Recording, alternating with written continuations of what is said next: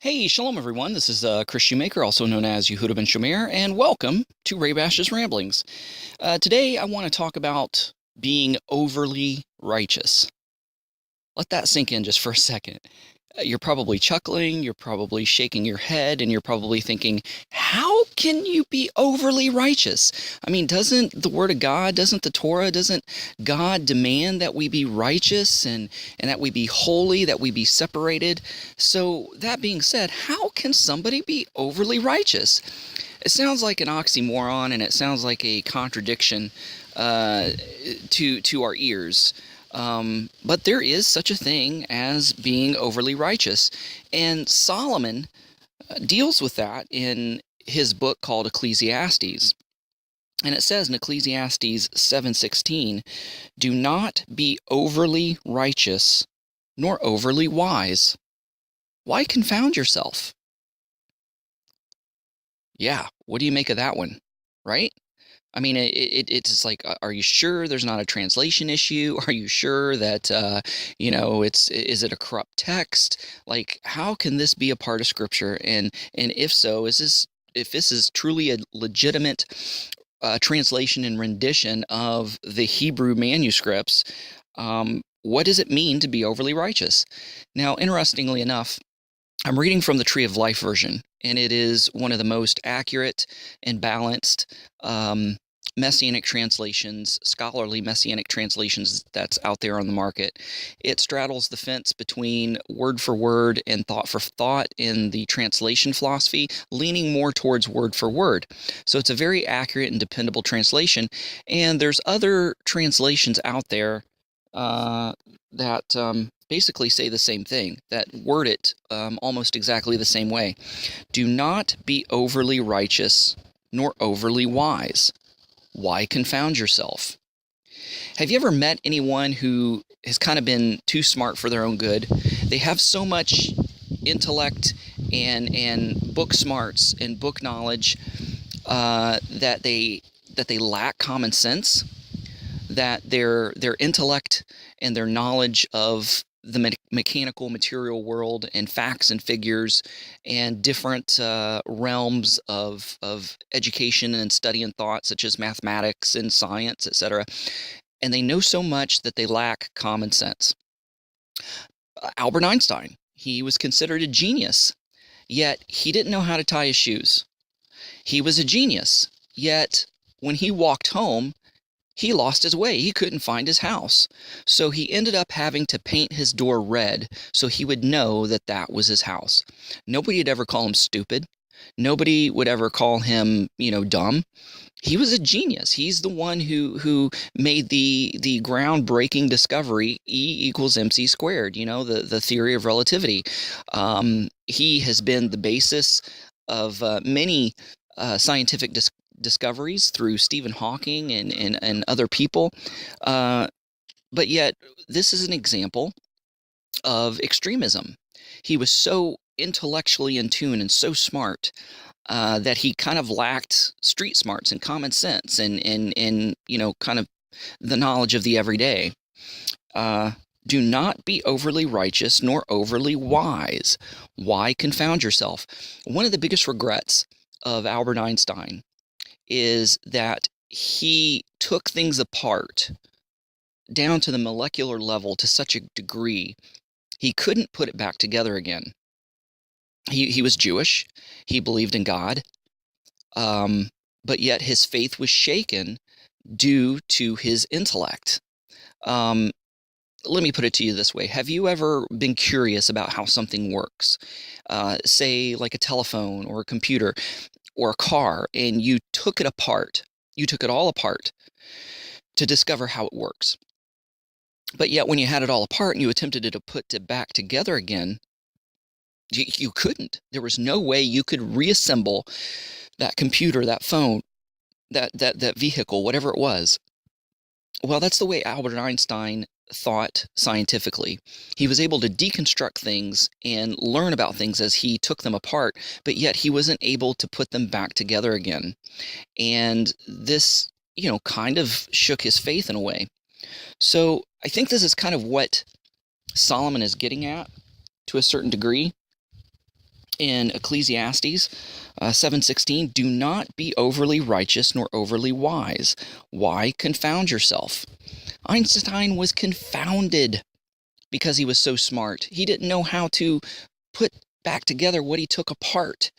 He had to paint his door red to find his house. He was confounded on so many things that we take for granted. So many common sense things of everyday life and everyday activity and everyday interaction was just beyond him. It confounded him. And I actually think that this is what Solomon was getting at in Ecclesiastes, because he was the wisest man who ever lived, besides Messiah Yeshua himself, of course. He was the richest man who ever lived. He knew the extremes of intellect. He knew the extremes of wisdom and of philosophy and of science and knowledge. He was pretty much an expert in every realm of study, and he knew what it was to be mad with folly. He knew what it was, to be a drunk and just to be stupid. He even says so in his book. So, in running the gamut of extremes, Solomon became an expert in extremism. And so I think this is what he was trying to get at. Actually, in the Tree of Life version, they kind of broken down the scriptures into headings. And in the middle of chapter 7, starting with verse 15, they actually labeled this section of Ecclesiastes as avoiding extremes. Let me put things into context and read, starting with verse 15. It says, "During my fleeting days, I have seen both of these things. Some things a righteous one, or sometimes a righteous one perishes in his righteousness, and sometimes a wicked one lives long in his wickedness. Do not be overly righteous nor overly wise. Why confound yourself?" Why be over analytical? There's things in this world that we're not going to fully understand. Why? We're not going to fully understand God's reasoning or purpose because God is infinite, we're finite. It's a finite mind trying to understand and comprehend an infinite mind. Solomon said, "I don't understand why sometimes righteous people perish in their righteousness. They didn't do a thing wrong, and why wicked people live long in their wickedness. Why God lets certain wicked people live." Now we've come up with our reasonings and our philosophies and explanations why, and I even have a teaching on why good people die, why people die, why God takes righteous people out of this world sometimes. So you might want to refer to that to kind of answer that question. And it also tackles the question, why do wicked people live long in their wickedness? And just to kind of sum it up, sometimes God takes out righteous people out of mercy to spare them and save them of something very tragic down the road. Or sometimes he allows the wicked to live on in their wickedness to give them one more day, one more chance to repent and to accept him. Moving on to 17, it says, "Do not be overly wicked, and do not be a fool. Why die before your time? It is good to grasp the one and not withdraw your hand from the other. For the one who fears God will escape both extremes." Wait. Let's read that again. "It is good to grasp the one and to withdraw from the other. For the one who fears God will escape both extremes." So if you fear God, you're going to escape extremism. At the end of Ecclesiastes, Solomon said, this is the conclusion of the matter. In other words, this is the whole reasoning, meaning, and purpose in life: to fear God and to keep his commandments. So in other words, if you fear God, you're going to keep his commandments. You're going to live by the Torah. So if you keep the commandments and live by the Torah out of reverential and respectful and loving fear of God, you're going to escape extremism. So where does extremism come in? Because a lot of people would think if you're holding to the letter of the law, you're an extremist. Well, remember, there's a difference between culture and commandments, and there's a difference between tradition and Torah. You got to separate the two. Many times, culture and tradition bleed into Torah and commandments, and they mingle together, and it's like trying to unscramble an egg. You can't do it. Sometimes it bleeds together and one looks just the same as the other. But culture is not sacred. Culture is neither right nor wrong. In a sense, culture and tradition are man's additions or man's ways of carrying out the Torah. And sadly, we see this in the Brit Chadasha, the renewed covenant, the New Testament, how the Pharisees many, many times had put their own customs and culture and traditions on the same level of commandments and Torah. And Yeshua called them out on the carpet when they did so, and was able to divide and to separate the two and show them the glaring difference between culture, custom, and tradition versus Torah and commandments.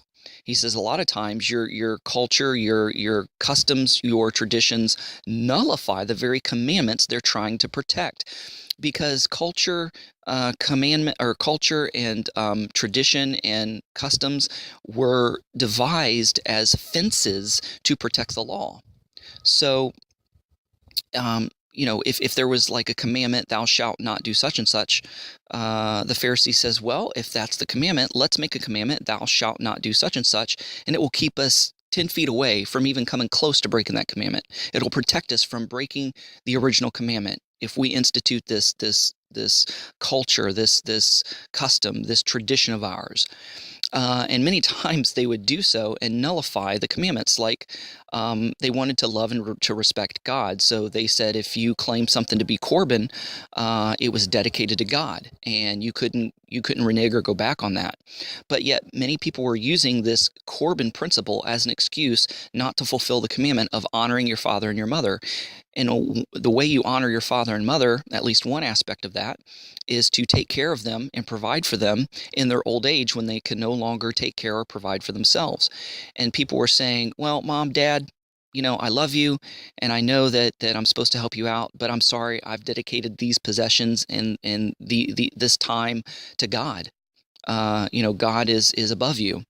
And Yeshua's like, that's not right. I don't need your gifts. I don't need your time. Your parents do. If you want to love me and honor me, honor your parents by taking these material possessions and your gift of time and putting it towards them. I don't need them. So Yeshua was dividing and showing the glaring difference and problems that sometimes commingling culture and custom and tradition with the Torah and commandments. The Pharisees many times put the culture, customs, and traditions on the same level of validity as the Torah and commandments itself, which of course is wrong. It's putting man's word and man's law on the same level as God's, and that should never be. So extremism, avoiding extremism. So avoiding extremism is finding balance in one's life, being a balanced person, being a balanced believer. A lot of times people see the Torah as very black and white, as absolute and non-negotiable, which Torah is. Torah is very plain. Torah is very absolute. But yet within the Torah, there is a lot of wiggle room. There are many commandments that tell us to do such and such or prohibit us from doing such and such, but the way we carry those commandments out are gray areas. That's where rabbis and sages come in. That's where culture and tradition and custom come in. They create the halakha, or the way we carry out these commandments. But yet, as the saying goes, there's more than one way to skin a cat, right? So there's more than one way to carry out a commandment. So one example is God commands us to write these on the doorpost of your house and upon your gates. Well, traditional mainstream Judaism has come up with these little cylindric or rectangular box-like containers to put scrolls of scriptures in and to affix them to our door in a very certain manner, a very certain way. They're called mezuzah. Therefore, we're fulfilling that commandment. But there's nothing in the Torah that says we can't paint those the words of God on our door or our doorpost. It doesn't say that we can't take a wood-burning pen and etch them in, or a chisel and chisel them in, or a Sharpie and write them in. there's more than one way to fulfill a commandment. You're still fulfilling that principle of writing them on the doorpost of your house and upon your gates. Whether it's in a cylindrical tube with parchment, or whether you do it with a wood-burning pen, a paintbrush, a chisel, what have you. So those are gray areas. And so we think of gray areas as compromise. We think of gray areas as bad because there's uncertainty, but not everything that's gray is bad. Creation even bears this out. Yes, there's night and there's day. There's light and there's darkness. But guess what? God built in between gray periods. It's called dawn and it's called evening. So in the morning, there's that twilight time where it's kind of dark and kind of light. It's not really one or the other. It's a little bit of both. There comes that time in the evening when the sun sets and it's kind of light and kind of dark, a little bit of both. Those are gray areas, people. So there's nothing wrong with gray areas. So I'm seeing a disturbing trend, and it probably always will be, because no matter what sect or denomination that you're speaking of or talking about in the realm of religion, whether it be Judeo-Christian, whether it be Protestantism, Catholicism, or Judaism or Messianic Judaism, Hebrew roots, you're always going to have your fringe groups, your extremist groups, your cult-like groups, and that's kind of what defines a cult, is extremism. I have videos and teachings called the Red Flag series, which can be found on my website, abrahamsdescendants.com. There is a tab called Red Flags, and it shows the red flags to look for in congregations, in sects, in denominations, in movements, in leaders of these movements, of the congregants, and of the believers. And if you see these red flags, these are very unhealthy things. Run from them. So I guess this Ray Bash is rambling, overly righteous, can kind of fall in that category of red flags. And that's what I'm about to get into. What it means to be overly righteous. I'm going to give you several indications of what overly righteous means. Overly righteous is, in one aspect, is believing that your way of looking at, interpreting, and living out the Torah is the right way. It's very black, it's very white, it's very clear-cut, it's very militant. And if you or anyone else deviates from that in any way, it's considered a sin. It's considered wrong. It calls for judgment. It calls for criticism. It calls for correction and punishment. It doesn't allow for any deviation or any self-expression or any gray areas. That is an aspect of what being overly righteous is. Another aspect of being overly righteous is that you lose your sense of humor, where everything offends you. And if it's in the least bit frivolous or funny, it's considered wrong, because the Torah is serious, because the Word of God is serious. It's nothing to joke about or to play around with.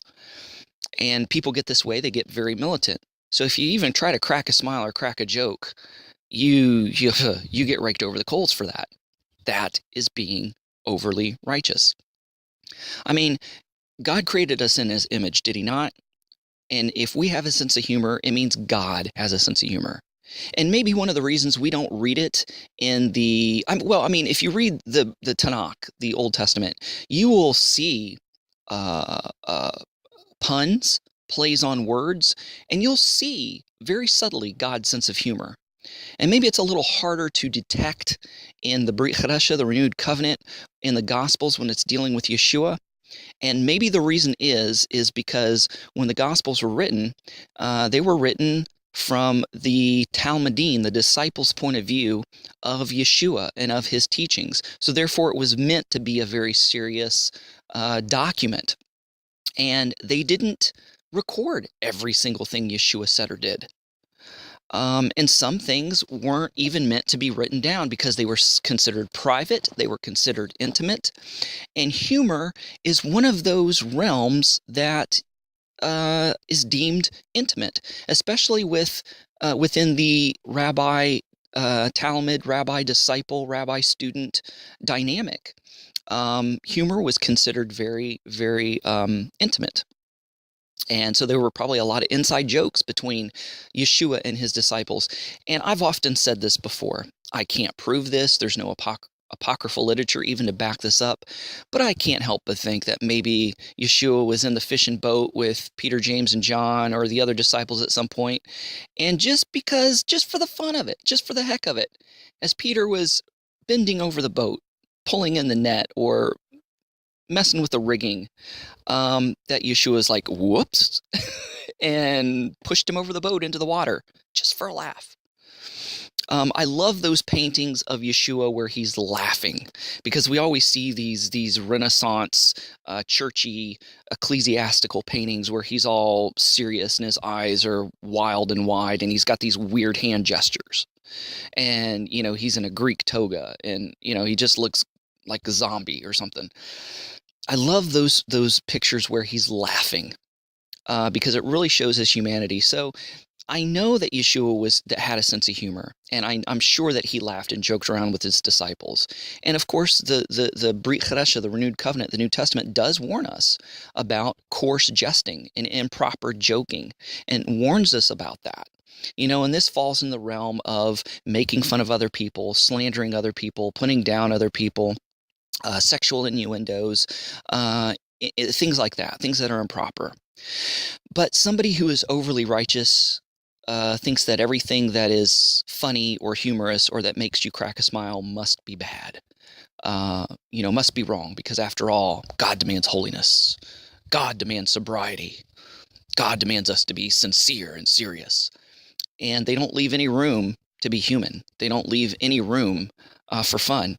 Well, I tell you, you're not going to attract anybody to the Torah-obedient lifestyle of Yeshua by doing this. By far, you won't. Overly righteous. What else does it mean to be overly righteous? Well, you've heard me say we need to get back to the first century. We need to get back to the way the first century believers believed. And I'm all for that. But there's an extreme element in this. What is my saying? Get back to the first century, right? But I don't stop there. There's a second clause to that statement. We need to get back to the first century in a 21st century way. What does that mean? It means we need to allow for culture and tradition.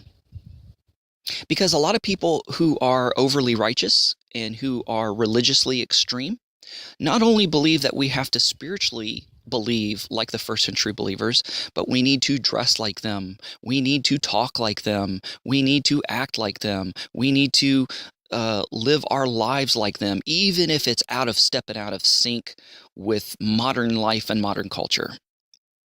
The beautiful thing about Torah, the reason that it is an everlasting document that has never been outdated or never been superseded by anything, is because the Torah doesn't necessarily deal with culture and custom.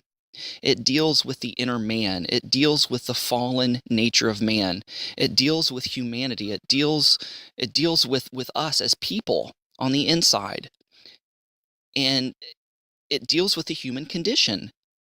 That's why, because the human condition, despite culture changing, despite the times changing, despite technology changing, the human spirit and the human condition has not changed. It is still in a fallen state, and that's what the Torah addresses. And so therefore, the Torah, even though it was written in a Middle Eastern culture and time frame, thousands and thousands of years ago, it is flexible enough to be applicable to modern 21st century living, whether it's in the Western culture or whether it's in the Eastern culture, whether it's in the Americas and in Europe, or whether it's in the Middle East or Africa or Asia or what have you. So we need to get back to the first century as far as the beliefs of the first century believers, but in a 21st century way. How can I apply Torah in an acceptable modern way? There are some overly righteous, extreme Messianic, Nazarene, and Hebrew roots cults and groups out there who believe that you have to wear a robe. who believe you have to dress like these first century believers, you're going to look like an idiot. There's a time and place for that. Festivals, special gatherings, things like that. But to live your everyday life walking around wearing a robe, you're no different than an Islamic extremist. Yeah, you heard me right. You're no different than an Islamic extremist, because part of their philosophy is that they need to act like, eat like, look like, smell like, dress like Muhammad. So they go back to the century he lived in and modeled everything they say and do after that time era and its culture and custom. Look, culture and customs are not sacred. They are not absolute. They are not divine. They are just vehicles to express and carry out the Torah. So therefore they are expendable. Therefore they are flexible. Therefore they can change. The Torah itself does not change, and the spiritual aspects of Torah does not change. But sometimes the way we carry them out can change and should change with the times. These types of changes are adaptations. They're not compromises, as a lot of people think. Overly righteous people say that they're compromises when they're adaptations. And so how do we live the first century belief and practice of Torah in an acceptable 21st century way? It means I can wear blue jeans. It means I can wear t-shirts. It means I don't have to wear a kippah all the time, which, by the way, is a custom, which is, by the way, a tradition. There's no scripture that commands me to cover my head all the time. Why? Because I'm not a Levite. The Levitical priests were required to wear head coverings all the time. And I choose. I'd made it a choice to wear kippahs and head coverings so that I can identify with the Jewish people, with the Hebrew people. It's gotten to the point where I just feel immodest without wearing a head covering. But I don't always wear a kippah. Sometimes I wear one of those duckbill Irish hats. Sometimes I wear, a fedora. Sometimes I wear a baseball cap. Sometimes I wear a toboggan. But I'm still having my head covered. But again, that is a custom. That is a tradition. That is not a commandment. So it's just as acceptable for me to wear a kippah as it is for me to wear a baseball cap if I decide to keep that particular custom and tradition. But overly righteous people would say, nope, you've got to wear this specific kind of kippah, and you've got to wear it all the time. If you don't wear it, you are naked, you are immodest, you are sinning. That's what an overly righteous extremist person would do. So again, Ecclesiastes chapter 7, verse 16, says, do not be overly righteous nor overly wise. Why confound yourself? These extremist people are always getting offended. They're always being confounded because their beliefs and their militancy and the way they carry out their beliefs and the customs are always being challenged. And therefore they feel like they have to defend their culture and their customs and their traditions. And they think that they're defending Torah, and they're not. We need to walk in the footsteps of Yeshua, our Messiah, by walking and following the Torah in an acceptable 21st century way. Because if we don't, we are going to be powerless witnesses. We're going to be irrelevant witnesses. We are going to look like fanatics and people brainwashed into a cult. If we're going to reach the 21st century, and if we're going to reach the Western world, we can't extract ourselves completely from its culture, from the 21st century modern day way of life and living. We need to look at the Torah and say, how can I adapt it in an acceptable way where I am not compromising my faith or my beliefs? How can I do this in a 21st century way? To where they'll see that my life is different, but yet I'm not walking around in a robe like I just stepped out of a time machine from the first century. Right?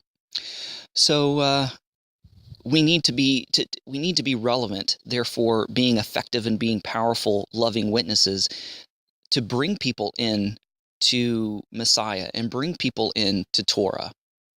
Because Messiah and Torah is the same yesterday, today, and forever. It doesn't change. but yet times and technology and culture and language and regions change. And see, that's another extremist. They think they have to talk like the 21st century believers. So they're learning Hebrew and speaking Hebrew. And like Paul said, if I speak in another tongue and people don't understand it, what's the point? What's the use? And they go to the extreme without explaining themselves, and they start making the pronunciation of the Hebrew names and Hebrew words of places and people in the Bible, leaving people scratching their heads saying, well, what? Who's he talking about? What does he say? Because they don't explain themselves. They'll say Yeshua, but they don't say, well, you know him as Jesus. Or they won't say Yochanan, well, you know him as John. They just expect you to snap in line and get on board. Therefore, they become inept witnesses. They become witnesses that aren't relevant, and people will deem them as fanatics and as a cult, and they'll just look like one giant red flag walking around, and they won't have anything to do with them. They've lost their witness, and they've fallen into the realm of the fringe and into the realm of the cult. We as believers don't want to do that. We don't want to be overly righteous to where we are religious extremists. We want to be balanced so that we can lovingly show people the truth of Messiah and Torah and show them the way and lovingly bring them in. And that's what it's all about, folks. That's what it means to be overly righteous. So hopefully you enjoyed this edition of Ray Bash's Ramblings, and that you'll share it with a friend, and that you've been blessed and edified by it. Thanks for listening, and we'll see you on the flip side. Shalom and Shavua Tov. Thanks for watching. Stay connected by subscribing to our other social media accounts and visiting our website at abrahamsdescendants.com.